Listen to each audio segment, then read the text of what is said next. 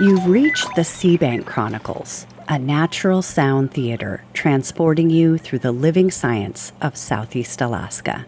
Produced by the Alaska Sustainable Fisheries Trust. This is Beth, your radio operator. We live in extraordinary times where science and mystery meet in a swiftly changing world. To enter the SeaBank Chronicles, just keep listening. Logbook 1, Transmission 7, Seeking Shelter. Do you copy? Repeat, do you copy? This transmission contains important instructions for weathering an incoming storm. Seek shelter immediately. This is the National Weather Service. In these extraordinary times, you're instructed to locate one of the 33 human communities in the SeaBank. Many cities, towns, and villages are protected from extreme weather events by forests of ancient trees and wetland buffers with tall carpets of coastal grasses. Go ahead, knock on a door. There's warmth, food, even music in the SeaBank outpost. There are also ideas. Lots of people are gathering here, heads bent together in small groups. The topic of conversation: climate resilience, the ability to anticipate, prepare for, and adapt to a changing climate. SeaBank communities harbor vital knowledge. Indigenous people have lived on this land for over 10,000 years and are accustomed to passing down resilient strategies from generation to generation. By the tea kettle, several citizens confer. Be sure to include traditional climate knowledge from indigenous sources. Alaska Natives have stewarded this healthy ecosystem for thousands of years. Please turn to that indigenous knowledge of these lands. Our community members need to sustain themselves every day. I think that it's really important for us to integrate both the Western world idea of what we need to know to survive and our indigenous culture. And every Haida person was a marine biologist and a cartographer, and they understood the wind and the weather and the tides, and they were always observing you. You had to observe all the time. That's not just a thing of the past. Over at a large table, another group is reviewing climate adaptation plans developed by local tribes and city governments. Upgrade infrastructure like storm drains, someone reads. Map landslide hazards. This table is full of ideas. Grow a community garden. We do water catchment at our house. I think about my grandchildren and all of the children of our world. Using our hydroelectric energy is a huge step towards climate resiliency.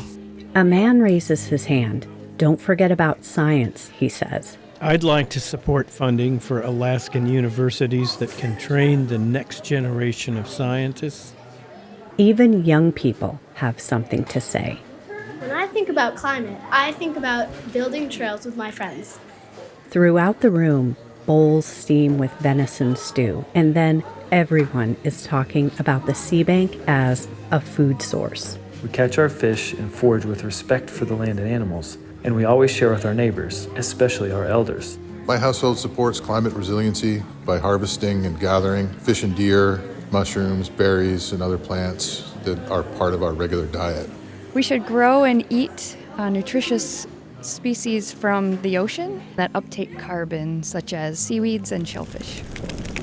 At the wood stove, more logs are added to the fire and conversation turns to SeaBank forests, prime habitat for salmon, deer, and other sources of food and livelihoods.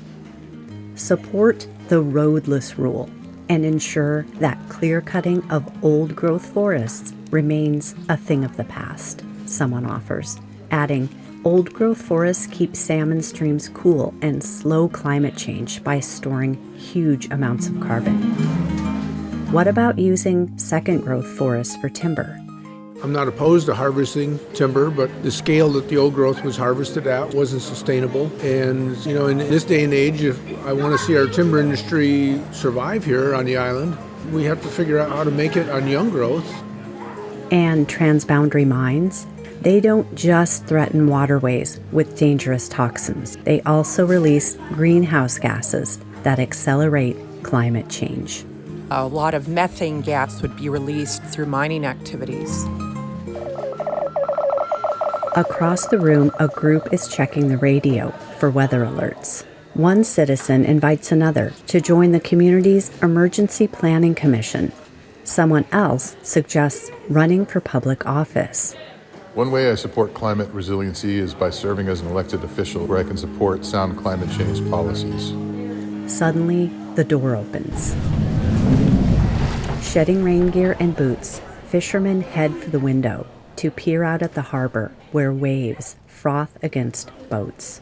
There's talk of updating waterfront structures to withstand stronger storms, converting boats from diesel to electric, and restoring salmon habitat damaged by logging and mining so that fish are fighting fewer odds. It looks like we're losing signal.